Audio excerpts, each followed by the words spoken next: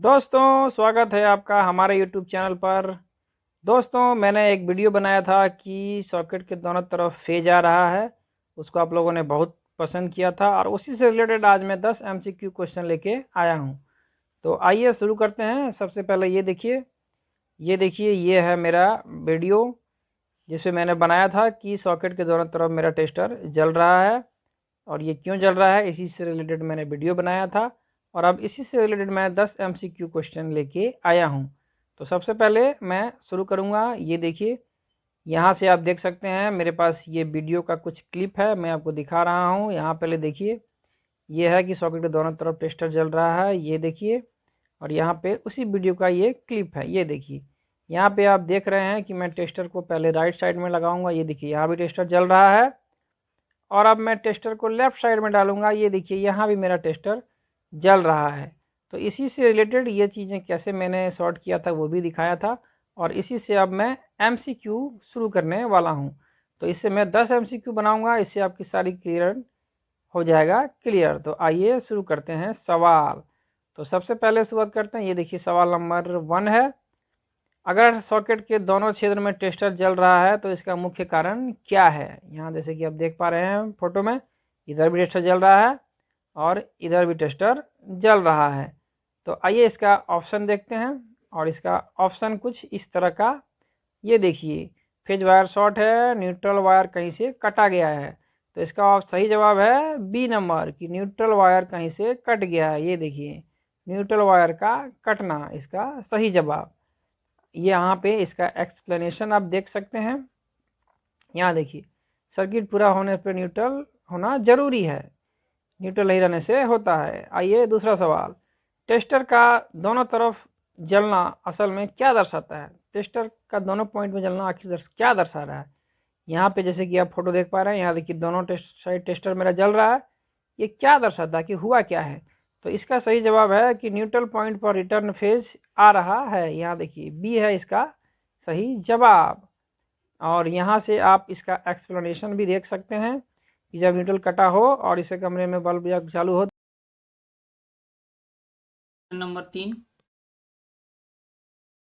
इस इस दोष फॉल्ट को चेक करने के लिए सबसे भरोसेमंद टूल कौन सा है। ये देखिए दोस्त, इसका सबसे भरोसेमंद टूल जो है सिर्फ neon tester, test lamp, screwdriver या प्लायर। तो इसका सबसे भरोसेमंद जो है वो है टेस्ट लैम्प। आप देख पा रहे हैं टेस्ट लैम्प भी है सबसे भरोसेमंद। क्वेश्चन नंबर आगे बढ़ते हैं। ये देखिए, टेस्टर कभी कभी इंड्यूज वोल्टेज पर भी जल सकता है, लेकिन टेस्ट लैंप केवल तभी जलता है जब सर्किट में लोड वहन करने की क्षमता हो। अगर न्यूट्रल फेल है तो टेस्ट लैंप नहीं जलेगा। इसलिए सबसे भरोसेमंद जो है मेरा टेस्ट लैंप ही है। सीरीज टेस्ट लैंप का यूज करिए, सबसे भरोसेमंद। क्वेश्चन नंबर 4, न्यूट्रल कट होने पर फेज और न्यूट्रल के बीच मल्टीमीटर क्या रीडिंग दिखाएगा। बिल्कुल मल्टीमीटर, ये देख लीजिए आप। मल्टीमीटर जो है वो वोल्टेज डिफरेंस को दिखाता है।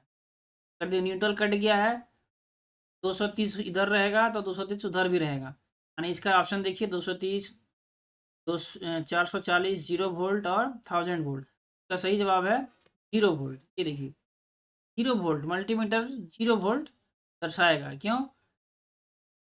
वोल्टेज रीडिंग दो तारों के बीच के अंतर पोटेंशियल डिफरेंट को बताती है। न्यूट्रल टूटने पर अंतर खत्म हो जाता है, इसलिए मल्टीमीटर 0 वोल्ट के करीब दिखाएगा। मल्टीमीटर में रीडिंग जो आएगा वो आएगा 0 वोल्ट। क्वेश्चन नंबर 5, क्या रिटर्न फेज न्यूट्रल फेज से बिजली का झटका लग सकता है। बहुत ही इंपॉर्टेंट क्वेश्चन। बहुत लोग सोचेंगे कि न्यूट्रल तो कट गया है, अब तो बिजली का झटका नहीं लगना चाहिए। तो इससे रिलेटेड ये देखिए ऑप्शन है, हाँ यह असली फेज जितना ही खतरनाक है। नहीं, इसमें करंट नहीं होता है, सिर्फ हल्की झंझनाहट होती है, सिर्फ गीले हाथों से झटका लगता है। इसका सही जवाब है कि हाँ, झटका लग सकता है। रिटर्न फेज में भी 230 वोल्ट का दबाव होता है। यदि आप इस तार को छुएंगे तो शरीर आपका शरीर अर्थ के जरिए सर्किट पूरा कर लेगा और जोर से झटका लगेगा। आइए छठा क्वेश्चन देखते हैं। न्यूट्रल वायर कहाँ से कटने पर पूरे घर में यह समस्या आती है? ये देखिए ऑप्शन है सिर्फ मेन स्विच बोर्ड में, मेन एमसीबी बोर्ड या एनर्जी मीटर के पास से, पंखे के रेगुलेटर से, बल्ब के होल्डर से। इसका सही जवाब है बी नंबर, मेन एमसीबी या बोर्ड एनर्जी मीटर के पास से। यहाँ देखिए इसका एक्सप्लेनेशन दिया गया है। यदि मुख्य न्यूट्रल मेन न्यूट्रल कट जाए तो पूरे घर का रिटर्न पथ खत्म हो जाता है और सॉकेट के दोनों तरफ फेज दिखाई देने लगता है। क्वेश्चन नंबर 7, यदि हम कमरे के सारे बल्ब और पंखे बंद कर दें तो क्या टेस्टर दोनों तरफ से जलेगा? ये बहुत ही इंपॉर्टेंट क्वेश्चन है। अगर यदि आपके बोर्ड में इंडिकेटर नहीं है और आप बल्ब पंखा है और अगर यदि सब आप बंद कर देंगे तो क्या जलेगा? हाँ, तब भी जलेगा। नहीं, तब नहीं, सिर्फ असली फेज वाले क्षेत्र में ही जलेगा, फिर खराब हो जाएगा या सॉकेट में स्पार्किंग होगी। तो इसका इसका जवाब तो फिलहाल है कि नहीं, तभी जब असली फेज वाले क्षेत्र में जलेगा। लेकिन अगर यदि आपके पास इंडिकेटर लगा है बोर्ड में, उस कंडीशन में क्या होगा, आइए इसके लिए एक स्पेशल क्वेश्चन आपको बताते हैं। यहाँ जैसे क्वेश्चन दिया हुआ है कि जब लोड बल्ब पंखे बंद हो तो करंट का रास्ता कट जाता है और फेज का करंट न्यूट्रल तक नहीं पहुंच पाता। ये टेस्टर केवल फेज से ही जलता है। लेकिन यहाँ देखिए, जैसे मैंने यहाँ पे दिखाया हुआ है कि अगर यदि यहाँ से न्यूट्रल कटा हुआ है, यहाँ देखिए कटा हुआ है, फेज जो है जब आप इस किटकैट फ्यूज को लगाएंगे तो देखिए फेज जो है अर्थ आया और यहाँ देखिए यहीं से इस पे भी चला गया। लेकिन चूंकि न्यूट्रल कटा हुआ है तो ये भी एक तरह का रेजिस्टेंस है, इसके थ्रू यहाँ पे भी दिखाएगा और इसके थ्रू ये देखिए इस सॉकेट में यहाँ भी जलेगा और यहाँ भी जलेगा। अगर ये आपके बोर्ड में इंडिकेटर है और आप सारा स्विच ऑफ भी कर देंगे फिर भी आपका टेस्टर जलेगा। क्यों? क्योंकि ये इंडिकेटर के कारण देखना होगा कि आपके बोर्ड में इंडिकेटर है या नहीं है। तो इसी से रिलेटेड एक क्वेश्चन मैंने दिया है, यदि सप्लाई का न्यूट्रल वायर टूट टूट ओपन हो गया है तो बोर्ड के इंडिकेटर और सॉकेट में टेस्टर ग्लो ग्लो ग्लो पर क्या असर पड़ेगा? इसका ऑप्शन देखिए, इंडिकेटर जलेगा और टेस्टर सिर्फ फेज में ही जलेगा, इंडिकेटर नहीं जलेगा लेकिन टेस्टर दोनों फेज और न्यूट्रल में जलेगा। सी नंबर है, इंडिकेटर और टेस्टर दोनों नहीं जलेगा। और डी में ऑप्शन है कि इसमें से कोई नहीं। सही जवाब है बी, इंडिकेटर नहीं जलेगा लेकिन टेस्टर दोनों दोनों तरफ फेज और न्यूट्रल पिन में जलेगा।